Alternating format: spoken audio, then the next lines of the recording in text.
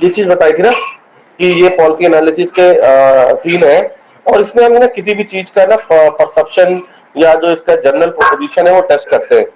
लेकिन अगर आप एलिमेंट्स ऑफ पॉलिसी एनालिसिस की बात करोगे तो ये चीज याद रखिएगा, यहाँ पर मेरे तीन बहुत इंपॉर्टेंट चीज है, गोल्स, मीन्स और मेथड। अब मेरा एक सवाल है, अब आप इसको समझिएगा और यहीं पे आप समझ जाएंगे। अगर आप में से कोई नेशनल हेल्थ पॉलिसी पर काम करेगा, इसके ऊपर काम करेगा, आप देखिए बड़ा छोटा सा, और इंटरेक्ट करिए मुझसे तो ज्यादा समझ में आएगा, ठीक है। नेशनल हेल्थ पॉलिसी पे अब अगर नेशनल हेल्थ पॉलिसी का मान लीजिए ये गोल है कि हमको इन्फेंट मोर्टेलिटी रेट को कम करना है, या नेशनल हेल्थ पॉलिसी का ये गोल है कि हमको जो है कि ये जो बाल मृत्यु दर है उसमें कमी लानी है। अगर अब आप इन्फेंट मोर्टेलिटी के ऊपर रिसर्च करेंगे तो क्या आप जो नेशनल हेल्थ पॉलिसी के गोल को लेकर अपना ऑब्जेक्टिव सेट करेंगे कि नहीं करेंगे, मुझे आप ये बताइए। मेरा पहला सवाल ये है, बताइए। अब मान लीजिए आपको इन्फेंट मोर्टेलिटी रेट के ऊपर या मेटर्निटी मोर्टेलिटी रेट के ऊपर रिसर्च करनी है और ये नेशनल हेल्थ पॉलिसी के गोल्स और ऑब्जेक्टिव में है, तो क्या आपकी जो थीसिस, जो आप पॉलिसी रिसर्च का प्रपोजल बनाएंगे, उसको, उसके ऑब्जेक्टिव को जो आप जिस पॉलिसी के गोल्स को देख रहे हैं उसके अकॉर्डिंग बनाएंगे कि नहीं बनाएंगे? यस या नो, कोई मुझे इसका उत्तर करेगा? बनाएंगे sir. Yes sir. Yes sir, लेंगे क्यों बनाएंगे? Yes sir. क्यों बनाएंगे बताइए। कि देखेंगे कि मतलब रिसर्च तो रिसर्च क्वेश्चन से बनता है कि आपने रिव्यू किया, आपने रिव्यू ऑफ लिटरेचर पढ़ा, आपने गैप देखा, है ना, आपको लगा कि ये गैप एग्जिस्ट हो रहा है तो इस पे काम नहीं हुआ, फिर आप रिसर्च क्वेश्चन बनाओगे, फिर ऑब्जेक्टिव करोगे, तो उसके नेशनल हेल्थ पॉलिसी के गोल्स को देखने की क्या जरूरत है सर? मुझे बताइए। क्योंकि सर उसी के इर्द गिर्द हमारा पूरी जो शोध समस्या है और शोध है सर उसी के आसपास चलेगा सर, क्योंकि उससे संबंधित है वो कहीं ना। क्योंकि आपका जो रिसर्च ऑब्जेक्टिव है वो जो पॉलिसी, जिसको भी आप जो बड़ी पॉलिसी कर रहे हैं, मान लीजिए कि आप जेंडर सेंसिटाइजेशन पे कोई भी पॉलिसी कर रहे हैं, इसका मतलब है कि जो पॉलिसी रिसर्च है ना वो इवैल्यूएटिव भी नेचर हो सकती है। मेरा कहने का मतलब है, यदि आपको ये पता करना हो कि नेशनल हेल्थ पॉलिसी क्या मूल्यांकन, जैसे कि आप देखो हाँ, जो विभिन्न जो डेवलपमेंटल इंस्टीट्यूशंस हैं उनकी अगर आप वेबसाइट देखोगे तो उनका ज्यादातर जो रिसर्च का टाइटल होता है या ज्यादातर जो उनके शोध का जो टाइटल होता है वो कहाँ इवैल्यूएटिव स्टडी या वहां से शुरू होता है। अगर आप देखो, अगर आप किसी भी डेवलपमेंटल इंस्टीट्यूट की वेबसाइट पर जाओगे तो जो प्रोग्राम इवैल्यूएट, मॉनिटरिंग ऐसे होता है कि नहीं होता है, तो वो क्या करते हैं कि, लेकिन हाँ, उनकी जो रिसर्च की ऑब्जेक्टिव है, उनकी जो रिसर्च की हाइपोथेसिस है, या उनकी जो रिसर्च की जो फ्रेम ऑफ माइंड है, वो जो आप बड़ी पॉलिसी ले रहे हो उसके गोल्स के अकॉर्डिंग ही डिजाइन होनी चाहिए। मेरी बात क्लियर हो गई ना? तो ये बड़ी मिस्टेक लोग करते हैं जब पॉलिसी रिसर्च करते हैं किसी भी पॉलिसी का, तो वो अपने रिव्यू ऑफ लिटरेचर के और अपने उनके अलावा उनको उस गोल्स को भी देखना चाहिए जिस भी आप पॉलिसी को इवेल्युएट करने जा रहे हो। पर्टिकुलरली जब आप कहते हैं कि आप मूल्यांकन रहित, मूल्यांकन वाला शोध करते हैं, या छोटा सा आपने कहीं एक्शन रिसर्च भी किसी पॉलिसी को लेकर किया, तो आपको पॉलिसी के गोल्स के अकॉर्डिंग अपने ऑब्जेक्टिव डिफाइन करने हैं और बनाने हैं, ठीक है। दूसरा देखिए सबसे बड़ी बात, अब मीन्स क्या होता है मुझे बताएगा कोई? मैंने यहाँ पे लिखा है गोल्स, मीन्स और मेथड। इस मीन्स का कोई मतलब समझा सकता है मुझे? मीन्स जो आपका गोल्स हैं सर उनको अचीव करने के साधन की बात। अच्छा, और मेथड क्या है?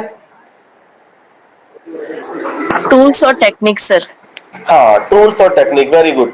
अब आप देखो, अब क्या होता है कि कोई भी, यहाँ पर मैंने दिखा आपको, मैंने एग्जाम्पल दिया, मान लीजिए कि आपको मिलेनियम डेवलपमेंट गोल्स के बारे में बात करनी है, और मिलेनियम डेवलपमेंट का गोल ये कहता है कि, ये सस्टेनेबल डेवलपमेंट गोल ये कहता है कि हमको प्राइमरी और सेकेंडरी, मैं एजुकेशन से एग्जांपल ले रहा हूं, हमें जेंडर गैप या मोर्टेलिटी रेट को कम करना है। अब पता है आपको कि सिर्फ, अब अगर आपको नेशनल हेल्थ पॉलिसी जो है वो जेंडर सेंसिटाइजेशन के बारे में बात करती है, तो जो पॉलिसी रिसर्च है वो ऑलरेडी एस्टेब्लिश गोल को टेस्ट भी करती है। मेरी बात समझ में आ रही कि नहीं आ रही है? ऑलरेडी एस्टेब्लिश गोल्स, हो सकता है कि सरकार ने आंकड़ा कुछ दिखा दिया कि ये मैंने अचीव कर लिए। अब मेरी बात क्लियर समझो इस चीज को। उसके बाद आपका क्या है कि आपने कहा कि नहीं, हो सकता है कि ये पॉलिसी जो इस बारे में बात कर रहे हो ये इफेक्टिव नहीं हो, तो आपने उसको अपने हिसाब से इवेल्युएट करके स्टडी किया।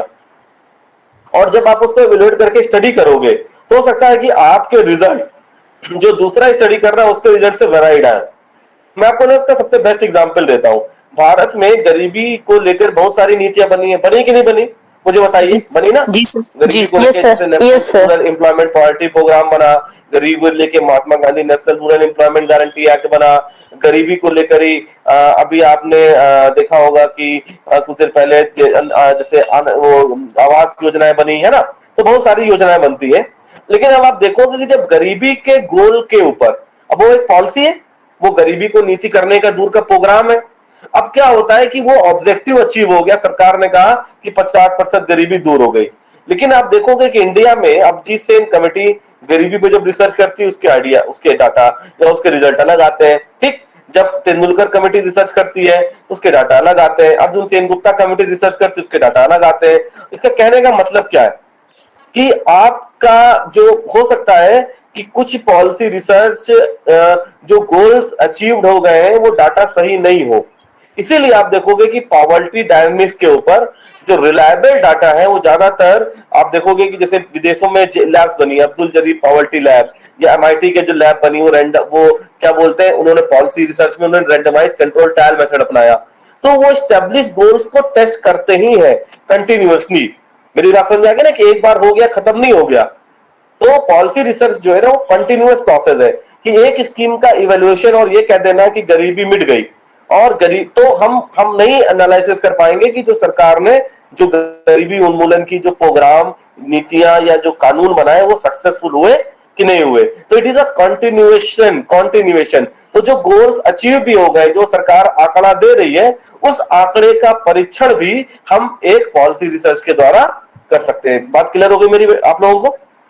कि मान लीजिए सरकार कहती है कि 75% लोग गरीब हो गए, तो फिर आखिर, और वो जो कमिटीज, दूसरी कमिटीज काम करती हैं, वो पूरे साइंटिफिक मेथड से रिसर्च करके सरकार को आंकड़ा देती है कि देखिए आपकी जो रिसर्च है वो इस स्कीम का इवैल्यूएशन ठीक नहीं है, क्योंकि स्कीम का इवैल्यूएशन भी बायस्ड हो सकता है। अल्टीमेटली हम तो ह्यूमन से ही डील कर रहे हैं ना, तो इसलिए आप इस चीज को हमेशा याद रखिए।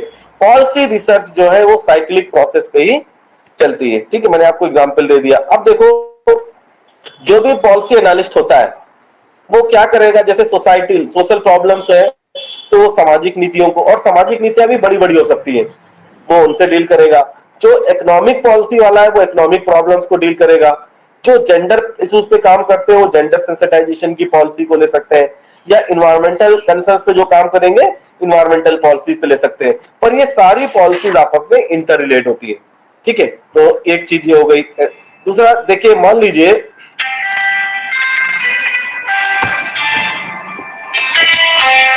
चोपड़ा जी, अभी ना मैं एक जगह लेक्चर ले रहा हूँ एक कॉलेज में, फिर मैं उससे बात करता हूँ। ठीक है,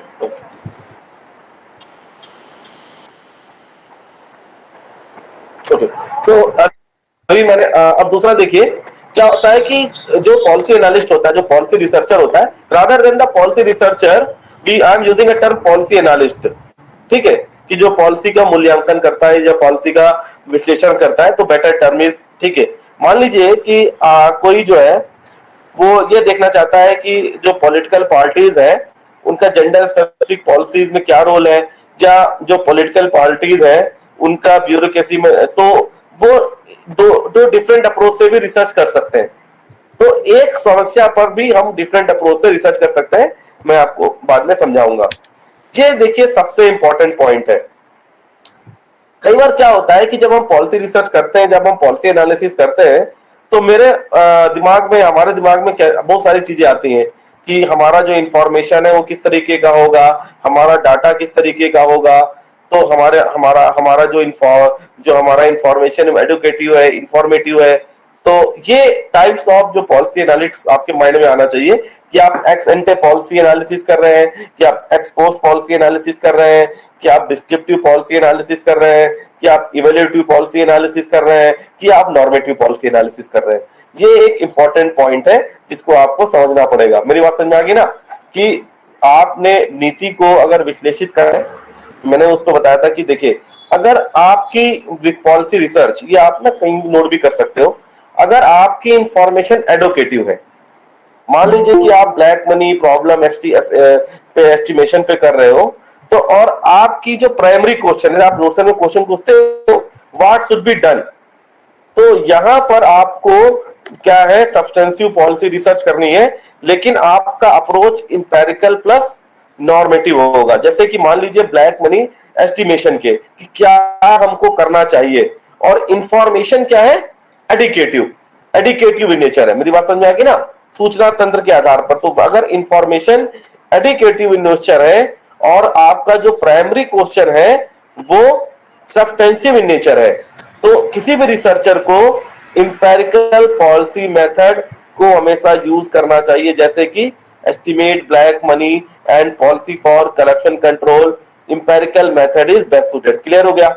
लेकिन अगर मान लीजिए आपको ये पता करना है कि ये क्या वास्तव में तथ्य वास्तव में है, एग्जिस्ट करता है, और इंफॉर्मेशन क्या है, डेजिग्नेटिव है, पॉलिसी क्या हो सकती है, डिस्ट्रीब्यूटिव रिडिस्ट्रीब्यूटिव हो सकती है, तो आपको हमेशा इंपेरिकल अप्रोच अपनाना पड़ेगा, जैसे कि नेशनल फूड सिक्योरिटी बिल। ठीक है, कि क्या जो फूड सिक्योरिटी बिल का ड्राफ्ट है, क्या ये वास्तव में भुखमरी एग्जिस्ट कर रही है, क्या जो ये स्कीम आई है लोगों के लिए लाभदायक है, तो आप क्या करोगे, तब आप करोगे डेजिग्नेटिव इंफॉर्मेशन है, fact exist, does it exist, क्या वो एग्जिस्ट करता है, और आपको पॉलिसी कैसा होना चाहिए, डिस्ट्रीब्यूटिव रिडिस्ट्रीब्यूटिव, तो आपका अप्रोच कैसा होना चाहिए, इंपेरिकल। अगर आपकी इंफॉर्मेशन इवेल्युएटिव है, कैसी है, इवेल्युएटिव है, यानी कि वैल्यू ऑफ वर्थ इट, और पॉलिसी सब्सटेंसिव एंड मॉरल है, तो आपका अप्रोच इवेल्युएटिव होना चाहिए, जैसे कि ड्रग कंट्रोल या डॉरी एक्ट, है ना। तो ये approach towards the policy study एक रिसर्चर का होना चाहिए। मेरी बात क्लियर आ गई। मान लीजिए to estimate drug control and dowry act, crime rate, और तभी आपको हमेशा ये इंपेरिकल और ये जो मेथड्स को आप इवेल्युएटिव मेथड को कर सकते हैं। कोई सवाल, कोई सवाल, कोई सर सवाल? एक बार और दिखा दीजिए सर टेबल प्लीज। हाँ, ये देख लो। When information is educative in nature, क्या एक्शन करना चाहिए, एक्शन, प्राइमरी क्वेश्चन आपका एक्शन है कि आपको करना है। मेरी बात समझ में आ रही है ना। जैसे ब्लैक मनी एस्टिमेशन हो गया, तो आप एक्शन कर रहे हो ना, एडुकेटिव है ना, एडुकेटिव का मतलब समझते हो ना। तो वहां पर क्या है, पॉलिसी सबके लिए, तो वहां पर क्या करोगे, इंपेरिकल प्लस नॉर्मेटिव। नॉर्मेटिव का मतलब है कि आप उसमें बियॉन्ड द चीज जाके, जैसे किसी चीज में जब वैल्यू जजमेंट आ जाता है, तो आपका अप्रोच कैसा होना चाहिए, आप कह सकते हो मेरा रिसर्च इंपेरिकल प्लस नॉर्मेटिव के अंतर्गत आता है। ठीक है, मैंने आपको बता दिया black money estimate, what should be done, क्या किया जाना चाहिए, मतलब ब्लैक मनी के ऊपर आप काम कर रहे हो तो आप क्या सजेस्ट करोगे। आपका नेचर ही शुरुआत से हो जाता है कि नहीं होता है। मैंने यहाँ पे ब्लैक मनी एस्टिमेशन लिखा बेटा, देख लो ध्यान से, क्या लिखा हुआ है, एस्टिमेशन। एस्टिमेशन के बाद आप फिर सजेशन, जैसे कि भारत में ब्लैक मनी एस्टिमेशन में बड़ी कमिटीज बनी, तो उन्होंने सजेशन दिया, वो भी तो पॉलिसी स्टडीज हुई ना, कि ब्लैक मनी को लेके चीजें बनी, वो चीजें सही नहीं हुई, तो उन्होंने क्या किया, जीबी गुप्ता कमेटी ने, इस कमेटी ने कुछ एस्टिमेशन करके सुझाव दिए, जहां पर सुझाव देने का काम है, क्या करना चाहिए। मेरी बात क्लियर हो गई ना। ठीक है, दूसरा क्या है, डेजिग्नेटिव। जैसे मान लीजिए फैक्ट्स, आपको ना फैक्ट्स कलेक्ट करने हैं। मान लीजिए कि आप देश में ये बताना चाहते हो कि कितने भुखमरी है, क्या देश में फूड सिक्योरिटी का चीज है, जहां डाटा की बात आ जाए, जहां पे डाटा, मेरी बात क्लियर हो गई ना, कि आप डाटा कलेक्ट कर रहे हो प्राइमरी, तभी आप इंपेरिकल बनाओगे, पर जरूरी नहीं है कि वो नॉर्मेटिव बनाओ। लेकिन जब आप किसी का इंपैक्ट चेक करते हो, कि मान लीजिए कि ड्रग कंट्रोल या डॉरी एक्ट का सोसाइटी पर क्या इंपैक्ट हुआ, क्या वो वैल्यू ऑफ वर्थ है, तो आप क्या करते हो, इंफॉर्मेशन क्या है आपकी, इवैल्यूएटिव है, उसको आप मूल्यांकन कर सकते हो। मेरी बात क्लियर हो गई, क्लियर। तो इंफॉर्मेशन भी इवैल्यूएटिव है और अप्रोच भी इवैल्यूएटिव है। इंफॉर्मेशन अगर डेजिग्नेटिव टाइप की है, फैक्ट्स है, क्या वो एग्जिस्ट करता है, आपने कलेक्ट किया, आप भी तो लोगों को बताओगे, तो वो इंपेरिकल है। लेकिन हाँ, एक्शंस करने हैं, क्या करना चाहिए, एडिक्वेटिव इंफॉर्मेशन है, तो भी आप इंपेरिकल प्लस नॉर्मेटिव अपनाओगे। मेरी बात क्लियर हो गई। देखिए मैंने बगल में एग्जाम्पल भी लिखा हुआ है। कोई सवाल, कोई सवाल? सर यहाँ पे सर जो सब्सटेंटिव पॉलिसी है सर, इसका मतलब क्या है सर? देखो, सब्सटेंसिव पॉलिसी का मतलब वो होता है बेटा कि जो पॉलिसी जो पूरे समाज के कल्याण के लिए बनती है, या जिसका जो गोल्स होता है, policy where the we talk about the for everyone, redistributive और डिस्ट्रीब्यूटिव पॉलिसी एक पर्टिकुलर सेक्शन के लिए बनती है। जैसे आपने कहा कि रिजर्वेशन बिल हो गया, तो क्या रिजर्वेशन बिल जो है वो एक डिस्ट्रीब्यूटिव पॉलिसी है, वो एक सेक्शन के लिए बनी। तो आप मान लो कोई रिजर्वेशन मांग रहा है कोई, और आपने रिजर्वेशन पॉलिसी बना दी, तो आपको ये बताना पड़ेगा कि ये जो तथ्य है वो वास्तव में एग्जिस्ट करता है कि नहीं करता। तो डिस्ट्रीब्यूटिव पॉलिसी, रिडिस्ट्रीब्यूटिव पॉलिसी क्या होती है, इसका मतलब होता है कि एक पॉलिसी हमने बनाई जिसको हमने डिस्ट्रीब्यूटिव किया रिसोर्स का। जैसे मान लिया असमानता को दूर करने के लिए कोई पॉलिसी बनाई, एक सेक्शन से लेके दूसरे को दे दिया, उसे हम क्या कहते हैं, रिडिस्ट्रीब्यूटिव पॉलिसी। ठीक है, क्लियर हो गई बात। सब्सटेंसिव पॉलिसी में सभी लोगों के लिए वो पॉलिसी सबकी, जैसे नेशनल हेल्थ पॉलिसी, ये सब्सटेंसिव पॉलिसी है। या आप देखो ब्लैक मनी का जो है वो समाज के सभी लोगों के लिए जाएगा, सब्सटेंसिव पॉलिसी है। इन्वायरमेंटल पॉलिसी सब्सटेंसिव पॉलिसी है। लेकिन अगर मान लीजिए कि मैं पॉलिसी बताता हूँ फार्मास्यूटिकल कंट्रोल एक्ट, वो फार्मास्यूटिकल कंट्रोल एक्ट सबके लिए तो है, लेकिन वो एक पर्टिकुलर सेक्शन के लिए। या मैंने बना दिया पॉलिसी फॉर ट्राइबल वेलफेयर, तो वो एक सेक्शन के लिए, सभी के लिए नहीं है। या पॉलिसी फॉर माइनॉरिटीज, तो सब्सटेंसिव नहीं होगी। सब्सटेंसिव में कि सारे लोगों को लेके, सारे जितने भी व्यक्ति हैं पॉपुलेशन, उनको लेके बनाई जाती है नीति। जैसे जो पब्लिक गुड के लिए, हेल्थ हो गया, इन्वायरमेंट हो गया, education policies are substantive in nature. National tribal welfare policy, national policy for minority welfare, national policy for gender welfare, national policy for food security for a particular section of society, है ना। जो एक section को लेके बनाई जा रही है वो डिस्ट्रीब्यूटिव होती है। लेकिन अगर पॉलिसी ऐसी बनाई जाए कि जिसमें मतलब एक ढंग से दूसरे ढंग से दूसरे का, वो जैसे टैक्स पॉलिसी एक से लेके दूसरे को दिया जाए, वो क्या होती है, रिडिस्ट्रीब्यूटिव। पॉइंट क्लियर हो गया, पॉइंट क्लियर हो गया। जी सर। यस सर, इससे हमारी लिमिटेशंस और हमारी अप्रोच सर क्लियर होंगी ना। हाँ, अगर आप एजुकेशन पॉलिसी पे बात करोगे वो सब्सटेंसिव ही हो सकती है, व्हाट कुड बी डन। ज्यादातर हम एडुकेटिव बात करते हैं, ठीक है, लेकिन आप एजुकेशन में भी सब पॉलिसी निकाल सकते हो। मान लीजिए कि एजुकेशन में एक पॉलिसी आ गई, राष्ट्रीय उच्चतर शिक्षा मिशन, वो भी एक पॉलिसी है, प्रोग्राम है। तो वो प्रोग्राम क्या हो गया, अब डिस्ट्रीब्यूटिव हो गया, वो सबके लिए नहीं है। नेशनल एजुकेशन पॉलिसी सबके लिए है, पर अगर उस पॉलिसी से भी सब पॉलिसी आप निकाल लो, कि मान लीजिए आपने उससे निकाल लिया राष्ट्रीय उच्च शिक्षा प्रोग्राम या राष्ट्रीय मतलब की, तो वो पॉलिसी क्या हो गई, वो सब्सटेंसिव नहीं हो जाती। हेल्थ पॉलिसी सब्सटेंसिव है, लेकिन आपने कहा नेशनल ब्लाइंड कंट्रोल प्रोग्राम, तो ब्लाइंड कंट्रोल प्रोग्राम पर्टिकुलर एक सेक्शन के लिए, तो अब उसमें क्या करोगे, national policy for glaucoma control. मेरी बात समझ में आ गई कि नहीं आ गई। तो एक सब्सटेंसिव पॉलिसी में भी कुछ डिस्ट्रीब्यूटिव पॉलिसीज हो सकती है, उसकी कुछ सब पॉलिसीज हो सकती है। क्लियर। जी सर। Yes sir. हाँ, सब्सटेंसिव का मतलब सबके लिए, health for all, education for all, environment for all. और ब्लैक मनी को मैंने जानबूझ के रखा। कई लोग मुझसे ये कहते हैं कि सर जो काला धन का नीति है वो सिर्फ एक सेक्शन के लिए है, पर जो पैरेलल इकोनॉमी की पॉलिसी है वो पूरे इकोनॉमी को खराब करती है। मतलब मान लीजिए कि अगर इकोनॉमी में पैरेलल एक जगह काला धन है तो वो पूरी इकोनॉमी में इंपैक्ट करता है, मैं इकोनॉमी के दृष्टिकोण से। इसलिए मैं ब्लैक मनी कंट्रोल की पॉलिसी को सब्सटेंसिव मानता हूं। आप मुझसे डिसएग्री कर सकते हैं पॉलिसी साइंस, पर क्या आपको नहीं लगता है कि ब्लैक मनी का इंपैक्ट होल सोसाइटी पे होता है। इसलिए Yes, मैंने उसको मैंने जो आपका जो अभी उनका एक बिल आया, national bill for controlling black money, है ना, काला धन रहित, तो कुछ उनका एक अधिनियम भी था, उसको मैंने सब्सटेंसिव में रखा। ठीक है, तो ये बात आपको मैंने क्लियर कर दी। और मोरल, हाँ जी, ये, अरे सर, हाँ बोलिए बोलिए बोलिए। मोनेटिव में जो सब्सटेंसिव और मोरल सर पॉलिसी में एक साथ आया है सर।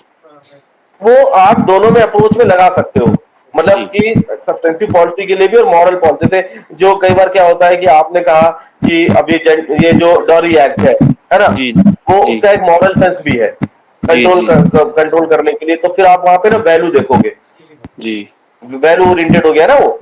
जी जी तो जी इसलिए तो इसलिए मैंने वहां पे उसको मॉरल प्लस सब्सटेंसिव को साथ में रख दिया है। हाँ सर, बहुत इसमें माइन्यूट डिफरेंस है, बहुत माइन्यूट। जब आप, क्योंकि आप अभी पब्लिक पॉलिसी आप नहीं पढ़ रहे हैं, एक एक छोटा छोटा सा डिफरेंस हो जाता है ना। हाँ जी जी जी बोलिए। जी, बस वही सर, जो इसमें भावनाओं से संबंधित जो पॉलिसीज या फिर ऐसे हम समझ सकते हैं इसको। हाँ जी, हाँ जी, बिल्कुल ठीक है। तो मैंने आपको बता दिया यहाँ पे कि होता है। अब स्टेज ऑफ पॉलिसी एनालिसिस, ये आपको एक मिनट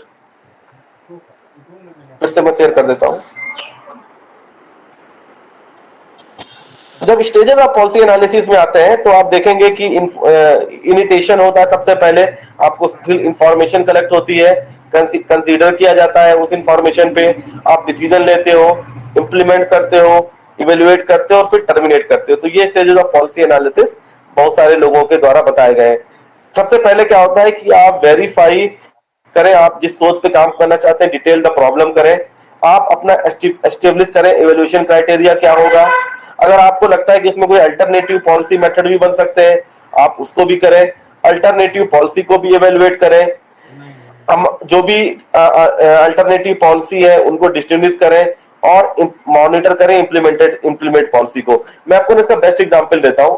मान लीजिए कि आप ये जैसे एक पॉलिसी के ऑब्जेक्टिव पे काम कर रहे हैं कि और किसी व्यक्ति ने एक शोध करना है कि किस प्रकार जो है दिल्ली का जो वायु प्रदूषण है वो लोगों की जान ले रहा है या वो लोगों के खर्चे बढ़ा रहा है ना, कि how the pollution is impacting the क्या क्या करना है, पोल्यूशन क्या इम्पैक्ट कर रहा है, लोगों के आउट ऑफ पॉकेट एक्सपेंस बढ़ा रहा है, कि लोगों के जो डॉक्टरों के विजिट बढ़ गए या लोगों के हेल्थ क्लिनिक के बढ़ गए, इस पे कर सकते हैं काम।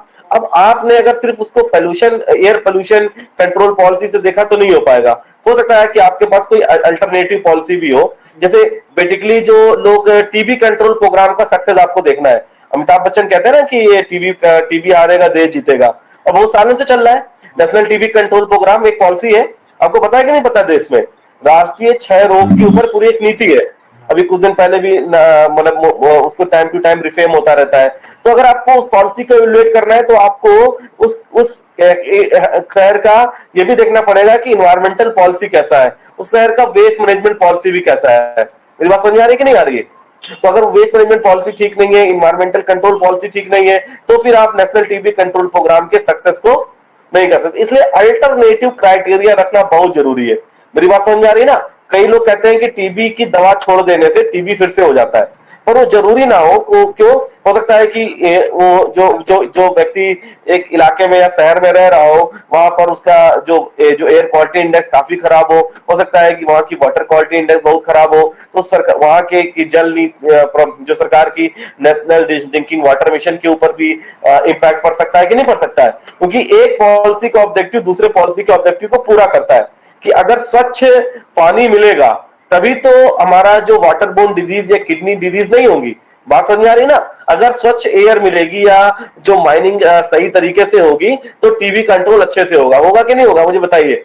इवन द कोविड से सिचुएशन में ये हुआ, ये रिसर्च आई कि कोविड को कंट्रोल करने का नीति ठीक नहीं था, उस कारण भारत में क्या हुआ, टीबी जो रोगी है ये बहुत बड़ा इंपॉर्टेंट था कि उनकी संख्या बढ़ती चली गई और उनका मूल्यांकन ठीक ढंग से नहीं हो पाया। You can search in Google. तो इसलिए हमें हमेशा अल्टरनेटिव क्राइटेरिया भी रखना चाहिए किसी भी पॉलिसी, और हर एक पॉलिसी के साथ उसकी कुछ अल्टरनेटिव पॉलिसी या क्राइटेरिया होती है। आप मेरे से बात से मानोगे कि नहीं मानोगे? डू यू एग्री विद और नॉट मी?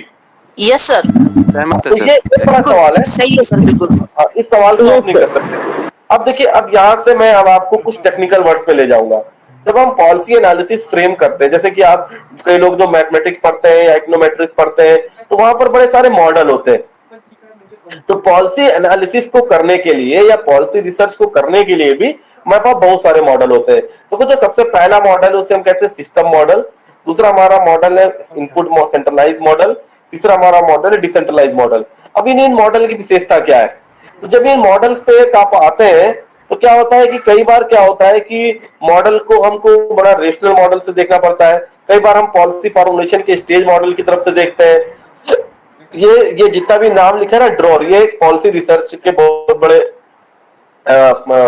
थोरिस्ट हैं और ये पॉलिटिकल साइंस के स्टूडेंट जानते होंगे, इनको हम कहते हैं ड्रॉर। तो ड्रॉर ने पॉलिसी रिसर्च का नॉर्मेटिव ऑप्टिमम मॉडल दिया हुआ है। उसके बाद आपके लॉसेल है, उन्होंने आपका इंटरेक्टिव डिजाइन प्रोसेस मॉडल दिया है, तो मल्टीपल इक्विबल मॉडल दिया है। जो पॉलिसी पब्लिक पॉलिसी की जो बेसिक किताबें हैं या पॉलिसी रिसर्च की जो बेसिक किताबें हैं, उनमें आपको इन सारी चीजों के बारे में मिलेगा कि किस प्रकार हम पॉलिसी एनालिसिस के मॉडल्स के थ्रू करते हैं। ठीक है, अब आते हैं उसके बाद क्या होता है। अब कोई भी जैसे स्टेज मॉडल है, अब इकोनॉमिक्स क्या है, वो प्रेडिक्ट करता है, प्रिडिक्शन करता है पॉलिसी मैटर को, और यहाँ पर सोसाइटी, क्लास, इंटरेस्ट ग्रुप, ये वोटर्स उसकी मदद करते हैं। वो पॉलिसी चॉइस को देता है, इंप्लीमेंट करता है, आउटकम देता है, फिर आप उसके ऊपर इवेल्युएट करते हैं, है ना। जो सबसे बड़ी बात है कि किसी भी पॉलिसी मॉडल में आपको हर एक स्टेक होल्डर्स को देखना है। जैसे कि आप, जैसे मान लीजिए कि आपने नेशनल टीबी कंट्रोल प्रोग्राम, जैसे मैंने बताया कि उसके कुछ करना है, तो पॉलिसी रिसर्च में सबसे ज्यादा इंपॉर्टेंट एस्पेक्ट ये भी होता है कि स्टेक होल्डर्स का इंटरव्यू, और स्टेक होल्डर्स में जो बेनिफिशियरी है उसके साथ साथ जो प्रोवाइडर्स है, फंक्शनरीज है, उन सब का हमको एक ओपिनियन लेके चलना पड़ता है, जिसे मैंने पहले भी बताया था पहले चरण में, मेटा पॉलिसी एनालिसिस या मेटा पॉलिसी एक्सरसाइज कहते हैं। मेरी बात क्लियर हो गई ना? तो स्टेक होल्डर्स को, तो every stakeholder is important in a stage model. तो कहते हैं कि आप किसी भी इसको आप नेग्लेक्ट नहीं कर सकते, सिंगल ओपिनियन। अब 6 स्टेप क्या होते हैं ये मैंने शायद आपको ऑलरेडी बता दिया हुआ है। अब दूसरे लोग क्या कहते हैं कि नहीं नहीं हमें क्या करना चाहिए, हम वो कहते हैं कि जो पॉलिसी एनालिसिस है किसी भी उसका, वो कहते हैं सिस्टम डिजाइन प्रोसेस से।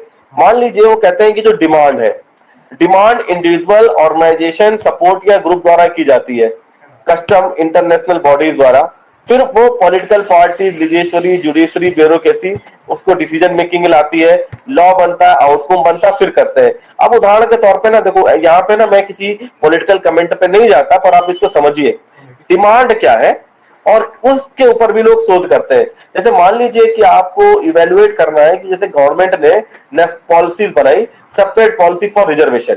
अब जाट रिजर्वेशन की मांग हो रही है, आप देखोगे मराठा रिजर्वेशन की मांग हो रही है, डिमांड। अब उस पे क्या होगा, लेजिस्लेशन पार्टी बैठेगी, जुडिशरी बैठेगी, ब्यूरोक्रेसी बैठेगी, लॉ बनेगा। तो आप क्या होगा ना कि उस डिमांड के आउटकम को फिर उसके डिमांड से मैच करोगे कि क्या वो सक्सेस हुआ, उसके बाद आप उसको इवेलुएट कर पाओगे कि नहीं कर पाओगे। The question of reservation is a redistributive policy but people still are demanding, तो प्रेशर गोस फंक्शन पॉलिटीज, इन सारी पॉलिसीज लॉ डिवीजन कर बना सकते हैं। तो आप उसके आउटकम से फिर डिमांड को देखोगे, फीडबैक को, फिर उसका एनालिसिस कर पाओगे। यानी इनपुट और आउटकम, जो डिमांड्स लोगों ने मांगी उसके आधार पर सरकार ने पॉलिसी बना दी। आप निर्भया रेप केस को भी यहाँ पे ले सकते हो। जब निर्भया रेप केस हुआ तो क्या हुआ कि सरकार ने पॉलिसी बना दी लोगों के डिमांड के ऊपर, सोसाइटीज के ऊपर। बहुत देखा कि कोई भी जो लड़की है वो रात में जब अगर वो छोड़ने जाएगी तो जो भी कॉल सेंटर वाले हैं उसको कैब प्रोवाइड करेंगे। आपको बात मालूम है भाई, लीगली वे में उनको कैब प्रोवाइड करने की पॉलिसी है। या अगर मान लीजिए कि अभी जब रेलवे में घटनाएं बहुत ज्यादा घटित होने लगी गलत किसी महिला के साथ, तो 1980 की ये पॉलिसी है। आपको पता है कि रेलवे किसी भी बेटिकट महिला को ट्रेन से अकेले नहीं उतार सकता। इवन अगर वो स्लीपर में कोई महिला बेटिकट चलती है तो उसका टिकट लेके काट के उसको वहां पे टीटी को ये चीजों को देगा।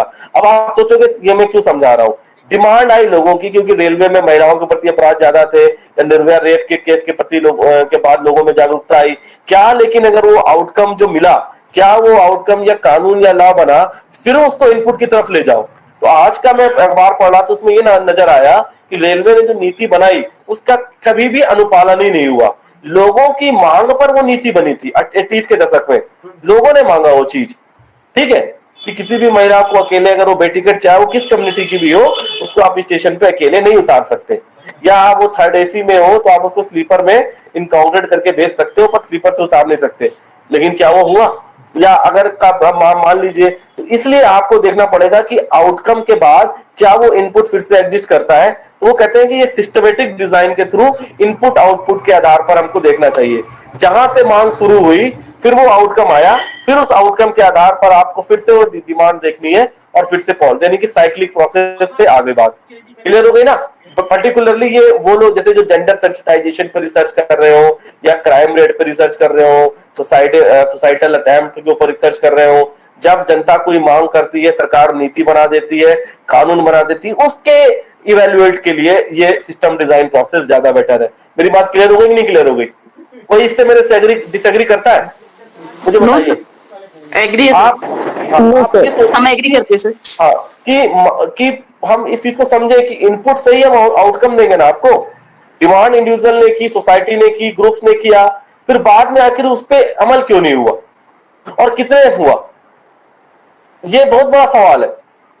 क्योंकि एक पॉलिसी, एक कानून इतनी आसानी से नहीं बनता, पॉलिसी के बाद कानून बनता है।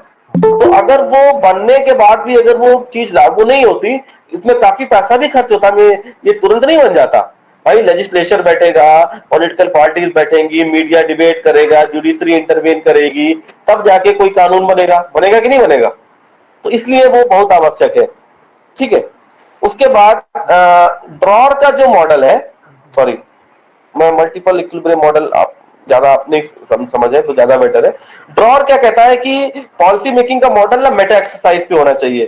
पहले आप वैल्यूज को प्रोसेसिंग करिए, रियलिटी को प्रोसेसिंग करिए, प्रॉब्लम को प्रोसेसिंग करिए, सर्वे करिए, रिसोर्स डेवलप करिए, डिजाइन इवेलुएट करिए, प्रॉब्लम को एलोकेट करिए, फिर आप पॉलिसी मेकिंग स्ट्रेटजीज पे जाइए या एक्सरसाइज करिए। वो कहता है कि हमको मेटा पॉलिसी मेकिंग स्टेज की तरफ से जाना चाहिए। ड्रॉर का जो नॉर्मेटिव मॉडल है वो रिसोर्सेस को एलोकेट करने के लिए, आपने गोल को प्रायोरिटाइज करने के लिए, वो कहता है कि कॉस्ट बेनिफिट भी लगा सकते हैं, identifying the best alternate outcome भी लगा सकते हैं, तो ये इसके थ्रू कर सकते हैं। ठीक है, हाँ, लेकिन अगर पोस्ट पॉलिसी एक्स एंटे करना हो, पॉलिसी को कैसे एग्जीक्यूट किया गया, क्या इंटर कनेक्शन कम्युनिकेशन फीडबैक लिया गया, क्या पॉलिटिक एजुकेशन हुआ, ये हमारा जो है ये ऑप्टिमम मॉडल से आता है।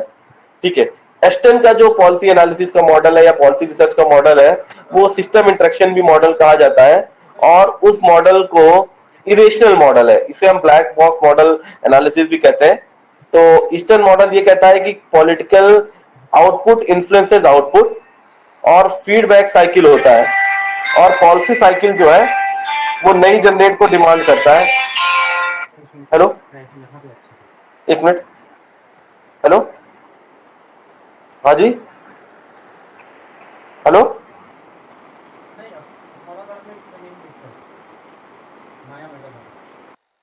ऑनलाइन मैंने कहा कि आप रूम चेंज कर दो, जैसे मैं नहीं आ पाऊंगा। तो मैंने कहा कि माया मैम ने कहा कि मैं रोशनी मैम को पास फोन की थी, तो बोली आपसे बात कर लो। मैंने कहा मैडम मैं ठीक है, मैम की बात मैं आपकी बात मान रहा हूँ, मैंने कहा है लेकिन मैं आ नहीं पाऊंगा। तो कह रहा है, मैंने कहा इस पर आप आप एक स्मार्ट क्लास चालू कर दीजिए ना, मैं यहाँ ऑनलाइन बोल देता हूँ। हाँ, तो उन्होंने कहा ठीक है, और उसके बाद तो मैंने फिर आशीष कई लोगों को ऑनलाइन करवा दिया।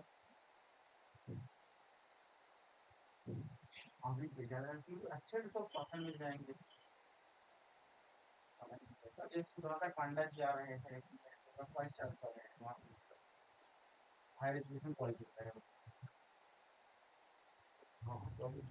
वो आ रहे हैं। अब जैसे एक और हरिकेश सिंह आ रहे हैं। समझ में आ गया आपको मैं कह रहा था जो चीज? Yes sir. हाँ, हाँ। तो अब लेकिन ये कहता क्या है, इसके कुछ की टर्म है। वो कहता है इन्वायरमेंट, मतलब वो कहता है कि पॉलिटिकल पॉलिसीज को हम पॉलिटिकल सिस्टम के थ्रू एलोवेट कर सकते हैं, रूल्स लॉ कस्टम के थ्रू, है ना। तो उसका जो पूरा मॉडल है पॉलिसी को एलोवेट करने का, वो क्या कहता है कि जितने भी डेवलपिंग पॉलिटिकल सिस्टम है उनके सारे कॉमन प्रॉब्लम है, पावर एलाइट। तो अगर आपको इन पे रिसर्च करनी है तो आपको ना पॉलिटिकल सिस्टम के अंडर में ही जाकर मतलब करना पड़ेगा। तो ये इन्होंने ये कहा, इनका भी मॉडल लगभग सेम है। ये देखिए कि डिमांड आई, रिसोर्सेज आए, सपोर्ट आया, स्ट्रक्चर, पॉलिसी मेकर, फिर फीडबैक दिया। तो लेकिन उसने यहाँ पर ये भी कहा कि जो आउटपुट ऑफ पॉलिसी है वो गुड सर्विस सिंबल्स लॉस में भी आ सकते हैं। ठीक है, तो ये ईस्टर्न का जो है ये black box model of policy analysis कहलाता है। ओके, ये कहता है कि कैसे जो इन्वायरमेंटल इफेक्ट्स हैं, जो आउटसाइड बाउंड्री इनसाइड बाउंड्री, वो पब्लिक पॉलिसीज को अफेक्ट करते हैं। या how does public policy affect through feedback, मतलब पॉलिटिकल सिस्टम का फीडबैक किस तरह असर करता है। ठीक है, अब इसमें क्या होता है, मैं इसको नहीं मानता क्योंकि वेस्टर्न डेमोक्रेसीज इंडियन डेमोक्रेसीज से एकदम अलग है, तो ये अप्लाई नहीं होता। और किसी भी पॉलिसी रिसर्च में इंस्टीट्यूशन का रोल बहुत ज्यादा है, तो ये मॉडल है ब्लैक बॉक्स मॉडल, इसको लेता ही नहीं। दूसरा ये जो है ना पावर अप्रोच की तरह बात करता है, सेंट्रलाइज है ये, और भारत में वो अप्लीकेबल नहीं हो सकता। इकोनॉमिक फैक्टर्स को टोटली मतलब ये डिसएग्री करता है, तो इसके थ्रू हम नहीं जा पाते, है ना। तो इस कारण हमने इस मॉडल को नहीं कहते। लेशन का जो मॉडल है जो पॉलिसी साइंस के प्रति, वो कहता है कि आप आइडेंटिफाई करिए ऑब्जेक्टिव को, स्पेसिफाई कर लिए अल्टरनेटिव को, मॉनिटरिंग करिए पॉलिसी आउटकम को, फिर आप इवेल्युएट करिए रिकमेंड करके। तो लॉसेल का मॉडल थोड़ा डिसेंट्रलाइज है। अब आप ये देखोगे कि पॉलिसी ये आपका जो है इसमें 56, 1979, फिर 2005 में भी होता उनका होने लगा। इनिशिएशन, एस्टिमेशन, सिलेक्शन, उसके बाद इम्प्लीमेंटेशन, फिर इवेलुएट करके, फिर टर्मिनेशन करके, फिर आप साइकिल को लेके आओ, है ना। तो प्रॉब्लम एजेंडा आपने यहाँ आइडेंटिफाई कर लिया, बना ली, पॉलिसी डिसीजन कर लिया, पॉलिसी प्रोग्राम एग्जीक्यूट हुआ। इस स्टेज पे आप इवेलुएट करोगे इनपुट आउटपुट मेथड के थ्रू, फिर पॉलिसी को आप टर्मिनेट करोगे। तो लॉसल का जो मॉडल है वो मुझे लगता है कहीं ज्यादा बेहतर है। तो ये क्या कहता है कि जो क्यों कहता है मल्टी डिसिप्लिनरी मॉडल है, वो कहता है कि रूट्स ऑफ पॉलिसी साइंस किसी भी इकोनॉमी में सिर्फ, क्योंकि पॉलिसी रिसर्च पॉलिटिकल साइंस और पब्लिक एडमिनिस्ट्रेशन का मेथड है, और वो कहता है कि नहीं, पॉलिसी साइंस का जो मेथड है या जो पॉलिसी एवोल्यूशन का साइंस है वो इकोनॉमिक्स के अलावा पॉलिटिकल साइंस में भी, दोनों में भी आता है। और इंट्रीगेट नॉलेज करना है अदर से, पॉलिसी इम्प्लीमेंटेशन हमेशा होना चाहिए। जैसे कि आप देखो एग्जाम्पल के तौर पे पॉवर्टी रिमूवल पर वो कहता है कि जो बेस्ट काम है वो जोग्राफर, एंथ्रोपोलॉजिस्ट और पॉलिटिकल साइंटिस्ट भी कर सकते हैं। पर अभी तक आप देखिए कि जो इकोनॉमिक की पॉलिसी का जो इवेल्युएशन है वो ज्यादातर इकोनॉमिस्ट करते हैं। पर अब नीति आयोग में आप देखो कि पॉवर्टी के लिए वो सोशोलॉजी से भी या पॉलिटिकल साइंस से भी लोगों को एक्सेप्ट कर रहे हैं। तो मल्टी डिसिप्लिनरी मॉडल है, नो डिसेंट्रलाइज मॉडल है वो, इसलिए हम जो है इसको हम पॉलिसी एनालिसिस के एक मॉडल में करते हैं। तो कहता है कि नॉलेज प्लस वैल्यू मिलके क्या हो जाते हैं, नॉर्मेटिव बिहेवियर बना लेते हैं। Quantitative techniques plus value judgement मिला के नॉर्मेटिव बिहेवियर बना लेते हैं। Normative social mechanism plus human dignity man के नॉर्मेटिव मैकेनिज्म बना लेते हैं। जैसे मान लीजिए ड्रग नारकोटिक कंट्रोल पॉलिसी को आपको एवेल्युएट करना है तो आपको देखना पड़ेगा। देखिए उस शुरुआत मैंने बताया यहाँ इंफॉर्मेशन भी है, वैल्यू भी है, क्वालिटेटिव टेक्निक्स भी है, वैल्यू जजमेंट भी है, सोशल मैकेनिज्म भी है, ह्यूमन डिग्निटी भी है। तो यहाँ पर आप इंपेरिकल प्लस इवेल्युएटिव दोनों, यदि आपको ड्रग नारकोटिक कंट्रोल पॉलिसी के ऊपर रिसर्च करना, उसको हम कहते हैं एक्सक्लूसिव नॉर्मेटिव प्रोस्पेक्टिव। नॉर्मेटिव का मतलब है व्हाट आर टू बी, मेरी बात समझ में आ गई ना, तो ये ज्यादा उसके तरफ आता है। ठीक है, तो अब आप देख लीजिए, मान लीजिए पॉलिसी एनालिसिस जो है वो नॉलेज और फॉर प्रोसेस से करता है। प्रोसेस जो है पॉलिसी का, जो पॉलिसी प्रोसेस है, knowledge about formulation and implementation, लेकिन जो पॉलिसी एनालिसिस है वो concern knowledge and for the policy process, यानी कि policy process policy research analysis का हिस्सा है। जैसे मान लीजिए कि आप डेमोक्रेटिक एजुकेशन सिस्टम पे करोगे, पूरी बात समझ में आ रही है ना, तो मैं धीरे धीरे डेमोक्रेटिक रोल पे ला रहा हूं क्योंकि आप डेमोक्रेटिक कंट्री में रह रहे हैं, तो ये चीज आपकी यहां से आ गई। फिर क्या होता है, मान लीजिए कि कोई भी मॉडल अगर फेल होता है, तो क्यों फेल हो जाता है, पॉलिटिक्स और अगर नॉलेज के बीच में रिलेशनशिप नहीं है, क्योंकि there is always between conflict between the science of knowledge and politics. तो इसलिए जब आप पॉलिटिकल साइंस के पब्लिक एडमिनिस्ट्रेशन के मेथड से पॉलिसी रिसर्च को करने की कोशिश करते हैं तो कई बार आप फेल भी हो जाते हैं, और इस चीज को हम कहते हैं इंस्ट्रूमेंटेशन रिटेबिलिटी। क्योंकि क्या होता है कि इसमें एक चीज और भी आती है, बाउंडेड रेशनलिटी। जैसे कई लोग मिलकर किसी समाधान पर आते हैं तो एक चीज कही जाती है कि ना वो they are not coming the optimum solution but they are coming a satisfying result. मान लीजिए कि पॉलिसी रिसर्च पे आपने कहा कि ओके पॉलिसी रिसर्च के इवैल्यूएशन के लिए मैं इकोनॉमिस्ट को भी ले आऊंगा एक टीम में। आपके रिसर्च को छोड़ो, अगर आपको मान लीजिए टीम में काम करना है तो मान लीजिए एक इकोनॉमिस्ट आ गया, एक सोशियोलॉजिस्ट आ गया, एक एंथ्रोपोलॉजिस्ट आ गया और एक कोई आपका जोग्राफर आ गया, तो चारों लोग अपनी अपनी बात रखेंगे तो सबकी बाउंडेड रेशनलिटी आ जाएगी। तो फिर क्या होगा कि सभी लोग जो है ना एक उनका क्या होगा कि एक कॉमन सोल्यूशन नहीं आएगा, ऑप्टिमम सोल्यूशन नहीं आएगा, एक सेटिस्फाइंग सोल्यूशन आएगा। क्या आएगा, सेटिस्फाइंग सोल्यूशन की अब हाँ इस पॉलिसी के ये आउटकम है, ये चीज आ गई। तो इसलिए लोग इस चीज को अप्रोच को फेल कर देते हैं। वो कहते हैं कि पॉलिटिक्स और नॉलेज के बीच में और आप अगर मल्टीडिसिप्लिनरी लगाते हो तो कॉन्फ्लिक्ट आता है और उस कॉन्फ्लिक्ट के कारण पॉलिसी में इंटरनेशनल रेशनलिटी आ जाती है। ठीक है, तो ये आ गया। अच्छा, अब मैं आपसे एक सवाल पूछने जा रहा हूं, मेरा अपना लेक्चर में खत्म करूंगा। क्या जो मॉनेटरी पॉलिसी है वो पब्लिक पॉलिसी है? मेरा अगला लेक्चर इसी एस्पेक्ट पे बनाऊंगा मैं आपको, कि आपको भी उसकी भी डेफिनेशन मुझे बतानी है, समझानी है। और क्या फॉरेन पॉलिसी पब्लिक पॉलिसी है? और मैं आपको एक हिंट देता हूं, और मैं यहाँ पे हिंट ये देता हूं कि किसी भी चीज की जो पॉलिसी, मैं यहाँ पे लिख देता हूं, किसी भी चीज की जो नीति है उसका जो सबसे पहला, तो किसी भी गवर्नमेंट की किसी भी नीति क्या होगी, उसका जो विजन डॉक्यूमेंट है वो मैनिफेस्टोस। क्या है? मैनिफेस्टोस। तो मेरा एक सवाल है आपसे, अब मेरा सवाल ये है कि मैंने पॉलिसी रिसर्च पे आपको इतनी सारी बात बता दी कि मैंने कहा कि आप प्रोग्राम्स का इवेल्युएशन कर सकते हैं। क्या पॉलिटिकल पार्टीज का मैनिफेस्टो करना पॉलिसी रिसर्च का हिस्सा है? Studying manifestos of political parties is the idea of policy research. मुझे बताइए कि नहीं, क्या मैनिफेस्टोज को स्टडी करना पॉलिसी रिसर्च का हिस्सा हो सकता है? Yes sir. मैनिफेस्टो को मान लीजिए कि मैंने कहा आप सन 50 से लेके, कैसे हो सकता है? ठीक है, मुझे ऐसा लग रहा है।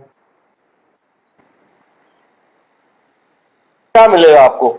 मान लीजिए मैंने आपसे कहा कि आप सन 50 से लेके जितने चुनाव हुए, आप देखिए कि आप कांग्रेस का मैनिफेस्टो ले लीजिए, आपको क्या मिल जाएगा उससे? सर जो गवर्नमेंट आई है या जिस गवर्नमेंट ने जो मैनिफेस्टो में कहा था उसने जो पॉलिसीज मैनिफेस्टो में कही है और कितनी वो लागू की है। इससे एक चीज तो ये पता लगेगी, और इससे आपको ये भी पता लगेगा कि सरकार का पॉलिसी पर्सपेक्टिव कैसे बदल गया। मैं शैलेंद्र यहाँ मौजूद है? शैलेंद्र, एक मिनट में मैं ठीक करता हूँ। डॉक्टर शैलेंद्र। हाँ विजय भाई। हाँ विजय शैलेंद्र, मैंने एक सवाल पूछा और मैं इसीलिए आपसे कहना भी चाह रहा था। मैं अपना अगला जो भाषण इसलिए देना चाहता हूँ कि changing dynamics of public policy research from 50s to 2020। आपको ये जान के ताज्जुब होगा कि मैनिफेस्टोस, मैं अपनी पॉइंट रख के जा रहा हूँ, मैनिफेस्टोस को आज तक कभी इकोनॉमिस्ट ने स्टडीज ही नहीं किया। मैनिफेस्टोस को कभी सोशोलॉजिस्ट ने, एजुकेशनिस्ट ने स्टडीज ही नहीं किया, और वो पॉलिसी रिसर्च का सबसे बड़ा हिस्सा है।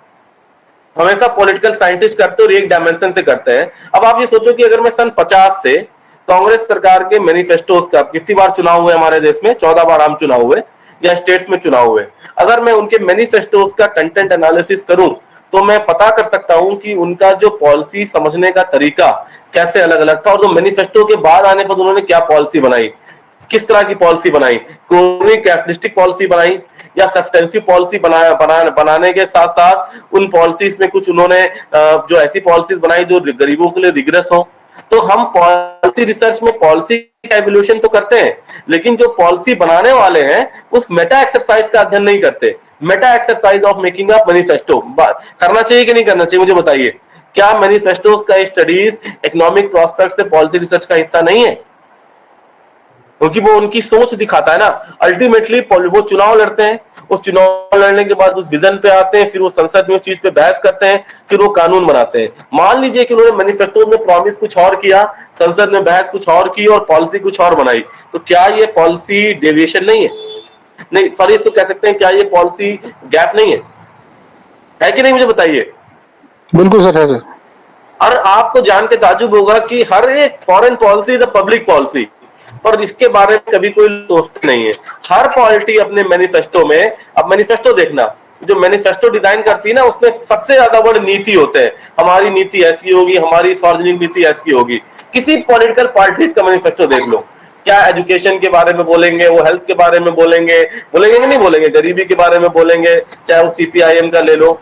तो अगला जो सवाल ये आता है कि मैनिफेस्टोस के रिसर्च करके, पॉलिसी रिसर्च करके कैसे हम आगे देख सकते हैं। देखिए, मैं आपको थ्योरेटिकल डायमेंशंस के ऊपर इसलिए बात करता हूं क्योंकि ना रिसर्चर, आप अपनी पीएचडी कोर्स कर रहे हैं, आपको ना आइडियाज भी जरिए मेथोडोलॉजी प्लस क्वांटिटेटिव टेक्निक्स के साथ साथ you must have an idea that is a qualitative reasoning. मेरी बात क्लियर होगी ना आपको?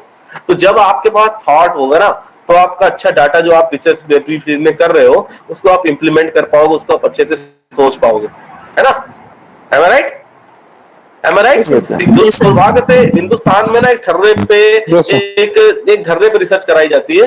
वो हम इंटर डोमेन नहीं जाते, पर हमें जाना चाहिए। if the person is from the political science, he should can do on a research on economic perspective. If the person is from the economics, he should study the questioning of Lok Sabha के questions में क्या उनकी policy की सोच है, वो भी तो पॉलिसी का डॉक्यूमेंट है ना, है कि नहीं? तो मेटा एक्सरसाइज के ऊपर तो मैं भी नहीं किया आज, लेकिन सबसे ज्यादा हमें उसी की बात करनी है।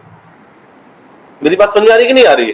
पॉलिसी बन गई, अच्छी बनी, खराब बनी, इम्प्लीमेंट नहीं हुआ, लेकिन जो पॉलिसी बनाने वाले हैं उनका डायमेंशंस कैसे होता है, उनकी सोच क्या कहती है, क्यों चेंजेस आए, वी हैव टू, ओके। और इसको हम इवेल्युएट भी कर सकते हैं कि आपने सन 50 से लेके 70 तक, और राजनेता जो है वो भाषणबाजी से करते हैं।